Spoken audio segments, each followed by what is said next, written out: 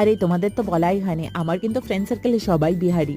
আর এই যে ফ্যামিলিটাতে আমি এসেছিলাম এরাও কিন্তু বিহারি। আমি বুঝতেও পারিনি যে আমি বসে থাকতে থাকতে আমার ফ্রেন্ড গিয়ে ওর জন্য একটা ড্রেস কিনে এনেছিল, আর সেটা পরিয়ে আমি ওদের বাড়ি থেকে চলে এসেছিলাম আমাদের দোকানে। এই দোকানটা কিন্তু আমার বাবার তৈরি করা, এখন আমার দাদাই দেখাশোনা করে। আমাদের জুয়েলারি শপ, স্পেশালি মর্গেজিং এর বিজনেস, কিন্তু এখন এখানে যেগুলো ডিসপ্লেতে আছে সবই রূপোর। আমাদের দোকানটা হলো বিধান মার্কেটে, ক্যালকাটা সুইটস এর একদমই সামনে। দৃশা তো ওর মামাকে দেখে ডিরেক্টলি ওর মামার কোলে ঝাঁপিয়ে পড়েছিল, আর এখন একজন লোক এসেছে তো ওনাকে দেখে ও একটু ভয়ে গুটিসুটি হয়ে গেছে।